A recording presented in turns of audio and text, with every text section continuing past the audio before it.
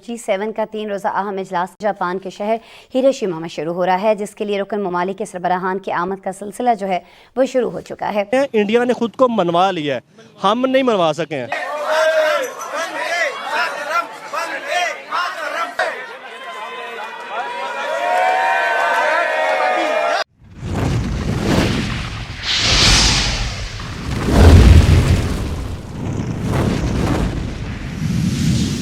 Japan ने भारत को यह बोला है कि यूपीआई, हम लोग यूपीआई नहीं करते, वो भीम ऐप और फलाना डिमका जितना। जापान कहता है कि यार ये तो बड़ी अच्छी चीज है, ये तो मुझे भी चाहिए। मोदी की फैन है जिस तरह आप बात कर रही हैं। बिल्कुल, मैं मोदी की फैन हूँ क्योंकि मैं उनकी आए दिन काफी देखती हूँ, उन्होंने इंडिया को कितना ग्रो कर लिया।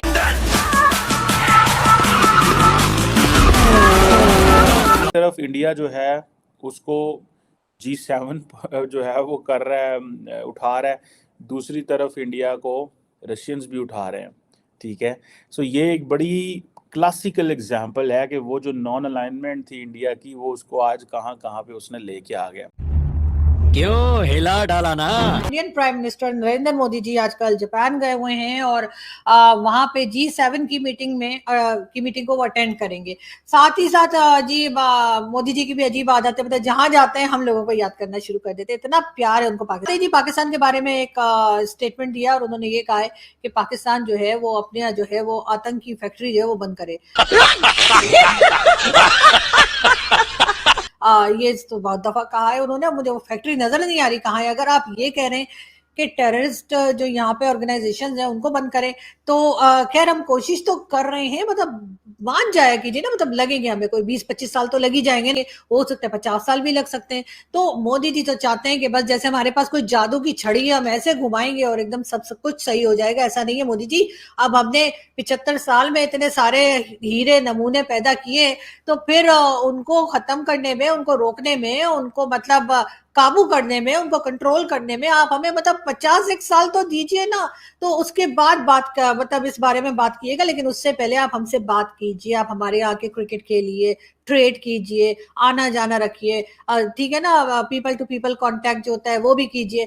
तो बाकी ठीक है, हम थोड़ा थोड़ा करके कर रहे हैं, इन टेररिस्ट को काबू कर रहे हैं, और हम जैसे मैंने कहा कि 50 नहीं तो 60-70 साल में तो हो ही जाएगा, ये तो मुझे पक्का लगता है। ठीक है, हम लोग उस वक्त नहीं होंगे, लेकिन जो भी होंगे हम ऊपर से देख रहे होंगे ऐसे ऐसे कि क्या हो रहा है। चाय वाले ने इस टाइम अपनी 5th बड़ी इकोनॉमी बना ली है, हर एक चीज़ की। इंडिया में आपने अगर सुना हो, इंडिया 1 सोलर पैनल जो है वहाँ पर लगा है, और वो उसकी खासियत ये है कि उसके भाप जो बनती है ना, उसकी स्टीम जो बनती है, और उससे आप अपने घर की ज़रूरियात भी पूरी कर सकते हैं, और कि घर में आप खाना बना सकते हैं, कपड़े धो सकते हैं, बिजली उससे पैदा होगी, और उसके अलावा आप अपना दूध पानी बॉयल कर सकते हैं, और इतने काम वो कर रहा है, अपने मुल्क में करवा रहा है कि वहाँ से इंजीनियर्स निकल रहे हैं, वहाँ से डॉक्टर्स निकल रहे हैं, लॉयर निकल रहे हैं, मैट्रिक के इंजीनियर्स डॉक्टर्स हमारे पास भी हैं, हमारे यहाँ इस तरह पर कामयाब क्यों नहीं होते? हमारे मुल्क में कामयाब इसलिए नहीं होते, एक तो वो अपने मुल्क में फैसिलिटेट भी करता है, उनको जो चीज़ें मुहैया की चाहिए ना उन्हें, वो उन्हें देता है, और हमारे पाकिस्तान में जो चीज़ चाहिए भी होती है ना वो नहीं मिलती है। और दूसरी बात ये कि आजकल हमारी यूनिवर्सिटीज़ में अगर हम कहें ना कि हमारे निकलते हैं तो वो बहुत मुश्किल से निकलते हैं। हमारे मुल्क में ना स्टडी का वो लेवल स्कोप नहीं वो रह गया हुआ। हमारे मुल्क में जो न्यू यूथ है ना, वो जस्ट कहती है कि डिग्रियाँ पैसे दे के ले लेंगे, पढ़ने की क्या ज़रूरत है, ये ज़्यादातर। और अगर जो पढ़ते हैं मेहनत करके, वो फिर पाकिस्तान में नहीं रहते, वो यूरोप कंट्रीज में चले जाते हैं। अंजले, अरे अंजले, अंजले, ओए अंजले, मैं तुम्हें, तू मुझे, मैं तुम्हें, तू मुझे।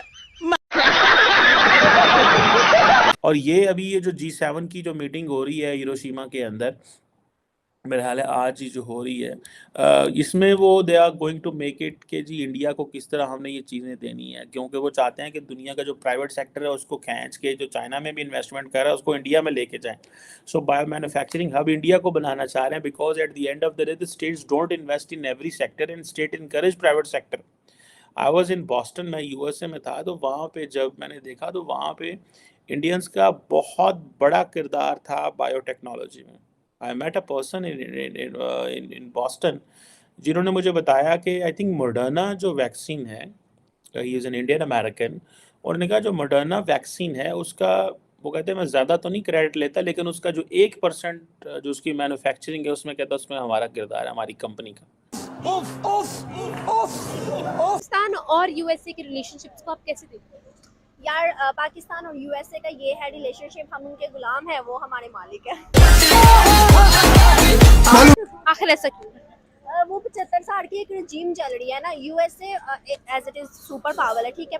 सुपर पावर को हम लोग इस तरह से बयान कर सकते हैं कि वो हर मुल्क में अपना इंटरफेयर ज़रूर करता है, बट पाकिस्तान में उसने अपना इंटरफेयर इस तरह किया हुआ है कि हमारे जो हुक्मरान हैं वो उनके तलवे चाटते हैं और वो कहते हैं कि हाँ हम आपके गुलाम हैं। लेकिन अदर ममालिक को देखें ना, लाइक जैसे जिन ममालिक ने डेवलपिंग की तरफ गया है, डेवलपमेंट किया है, तो उन ममालिक को हम कह सकते हैं कि उनके गुलाम नहीं, उनकी पॉलिसीज़ हारजा पॉलिसीज़ है।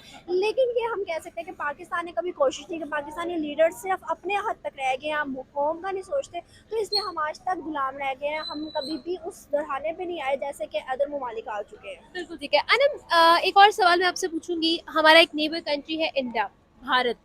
अगर हम देखें तो यूएसए को इंडिया बहुत ही ज़्यादा जो है स्ट्रेट फॉरवर्ड पॉलिसी जो है वो इंडिया रखता है। आखिर इंडिया के यूएसए के साथ रिलेशनशिप को आप कैसे देखते हैं? यार यूएसए का ना मैंने खुद काफ़ी ज़्यादा, मतलब आपको पता है कि पीछे मैंने खुद ये भी न्यूज़ कवर की है कि यूएसए ने इन्वेस्टमेंट किया इंडिया में, ठीक है। यूएसए ने ही नहीं बल्कि और भी ममालिक हैं जिन्होंने इन्वेस्टमेंट किया, ट्रेड किया है इंडिया के साथ, क्योंकि उनकी एक तो फर्स्ट ऑफ ऑल डेमोक्रेसी बहुत अच्छी है। फर्स्ट उनकी डेमोक्रेसी अच्छी है, उनकी पॉलिसीज़ अच्छी हैं। थर्ड उनका लीडरशिप का बहुत अच्छा किरदार है अपने मुल्क के लिए। अदर ममालिक का हम कह सकते हैं, पाकिस्तान के लिए बुरा कह सकते हैं, बट इंडिया के लिए बहुत अच्छा है। तो जो मुल्क के साथ सिंसियर है हुक्मरान, तो वो क्या करेगा? कोई भी नहीं। वाह दीदी, वाह दीदी, नहीं दीदी, वाह दीदी, दीदी, दीदी